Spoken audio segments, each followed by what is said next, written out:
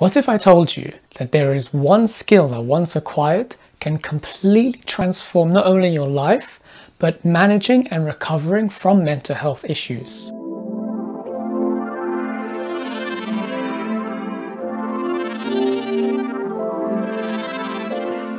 Hi, and welcome back to Mental Health Power. So the biggest problem when we first start experiencing mental health issues is just not understanding what's going on. We can sometimes spiral into a situation where we feel like we're out of control and it can feel like our life is falling to pieces. That's the extreme end, depending on the kind of symptoms somebody has. But even if someone has mild symptoms, there is always that sense that there is a part of them or an aspect of their life that they are losing control over, and this feeling of powerlessness can start to set in. And so that biggest problem is simply not understanding what's going on, right? And so because we don't understand what's going on, we go to see a therapist as an example, and we rely on them to create the understanding of the symptoms so we can know what is going on. So then we can create a sense of control and we can start to regain our power back. And that's great. The only problem is the therapist can only help somebody entirely based on the information that we provide them. And so yes, of course, a therapist is going to ask questions and ask specifically probing questions and open questions so that we can start talking to express ourselves, and based on that information they'll know how to ask questions to extract information that is needed, so then they can figure out what's going on. Kind of like how a doctor for the body will ask questions about how you feel, where you feel in pain. The difference, however, is that a doctor can still find, using all kinds of medical devices or procedures, they can still find the exact problem that is occurring physically, because we can physically go and look inside the body, right? So we can see what's going wrong. But when working with a therapist, they can still only go with what you give them. So I went for therapy about 6 times in my life. The first time I don't have to talk about because I was only 5, so I don't really have much I can remember about that. But one thing I noticed was, and this is why I believe the skill I'm going to explain is the most important skill when we are recovering from mental health issues or problem solving in general. What I noticed was each and every time I went for therapy, I would make progress and I'd start feeling better in some ways, then I'd get stuck. And I couldn't understand why. Only many years later, I then started to realize why each time I went for therapy, it seemed as though I was having more success each time, and why there were times where it was very hit and miss depending on who I was working with. And so this is because each time I went, and I believe this happens for people when they go for therapy, we have to work with the therapist to show what our thinking patterns are, what we are feeling, when we feel and think certain things, our habits, what our actions are, and how those all connect together. We can only give them ultimately information about our past that we actually remember, for example. So if someone has depression, for example, they need to start talking about their past. But if someone doesn't understand their past, there isn't really much they can present always. And so really, because there are limits to the information we can give, the information we can give relies on this number one skill, and that is the skill of self-awareness. And so the amount of self-awareness that we have is going to be directly in proportion to the amount of help a therapist or someone else can give us. Because if we severely lack self-awareness, there isn't always a lot that we can give to a therapist, or worse, we can be so unaware of what's going on in our mind and our emotions that we can give the wrong answers. And this is what's happened. I've experienced this, where I've not only seen it happen with other people, but I've done it myself in the past, where we can believe we're giving the right answer, but because we don't understand how we work inside, we can give very biased answers. And so this is why I think many people go for therapy and come back and say it didn't work, because they lack self-awareness. And this is not an insult. This is not a way to point out somebody's flaws. we all lack self-awareness to a certain degree. This is something that can be practiced.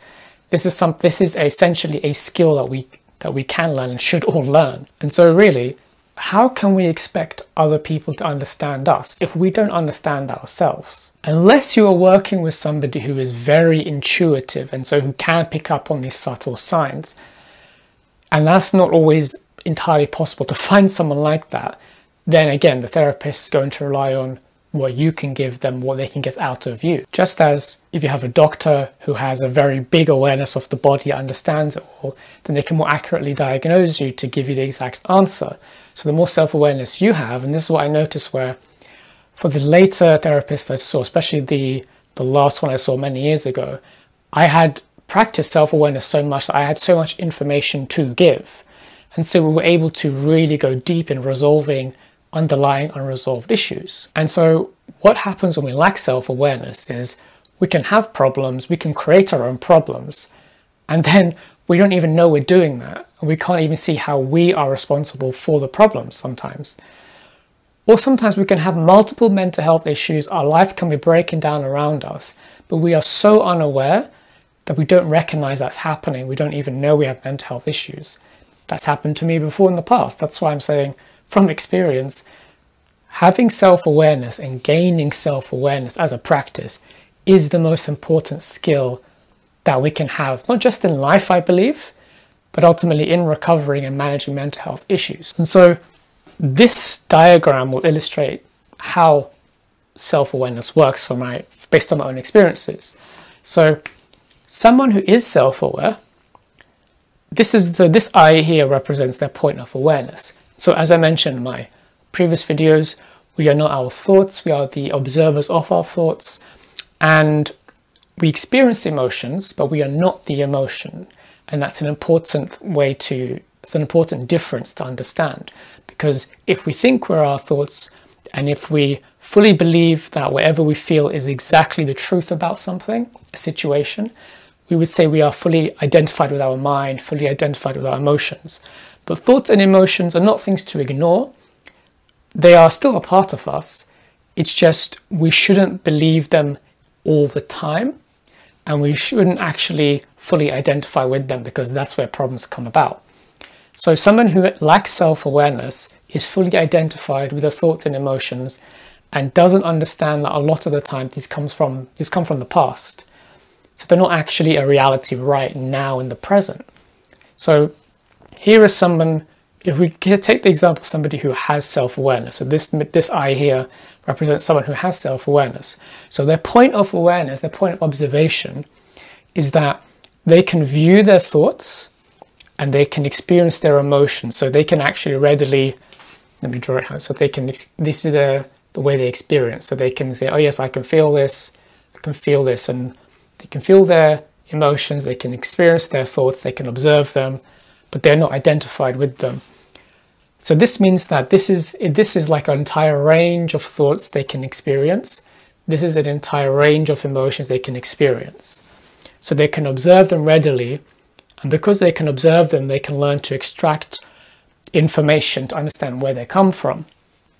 But they also are aware that there are parts of them here, so this is their shadow, which I mentioned in my other video, the parts of them, so suppressed emotions, experiences, and thoughts that they are not aware of will exist as well. But they know that there are parts of them that they have not fully learnt about yet, and that's normal.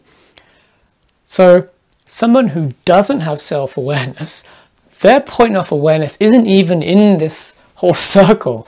Their point of awareness is outside of it, it's here. So what this means is that they are completely externally focused. So there are people who don't actually know what is going on in their mind for various reasons. Again, it's not a flaw, it's not an insult, it's just for various reasons. They either haven't learned that this is possible because of their life experiences, or there are other things that are preventing them from looking inwards. So someone who doesn't have self-awareness or lacks it, they are mostly looking outwards, so their point of observation is existing outside of their thoughts and emotions.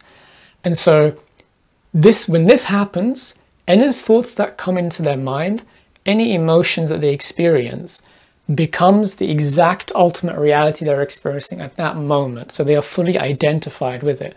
So we know people, and everyone has come across these people who, it's almost like you could say there's no filter, where any thought that comes in, they just say it. Any emotion they feel, they react. And that isn't necessarily always inherently a bad thing. But if that's all someone does, so they can't look at a thought, understand where it comes from, and disidentify with it, and then choose how to respond, if they instead are not aware of what's going on within them, and they simply just react, that is them allowing their mind to control them instead of them controlling their mind. So this is what I mentioned in my previous videos called ego identification, where the thoughts and the stories and beliefs that have developed from these thoughts, they believe to be the ultimate truth about themselves.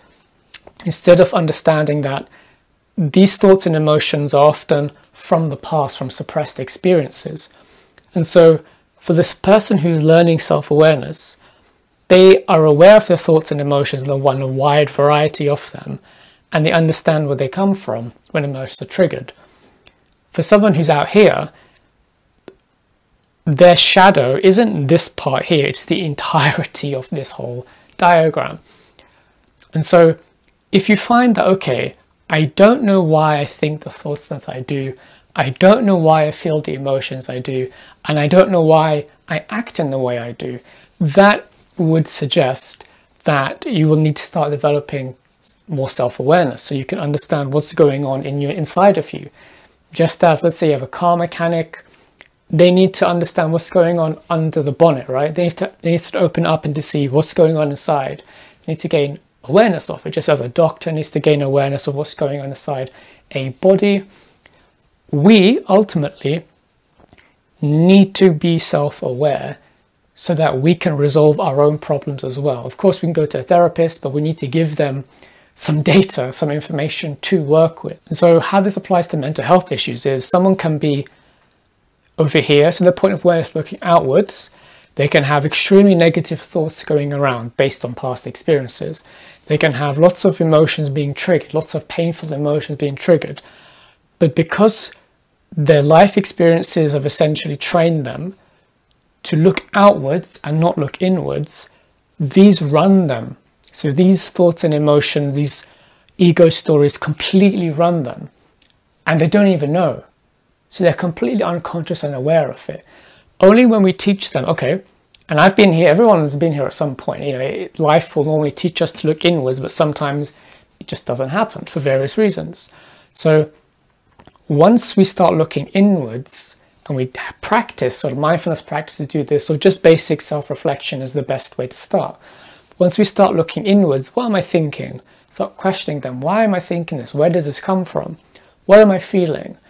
When did I last feel it? Where did that come from? This is us now beginning the path of self-awareness.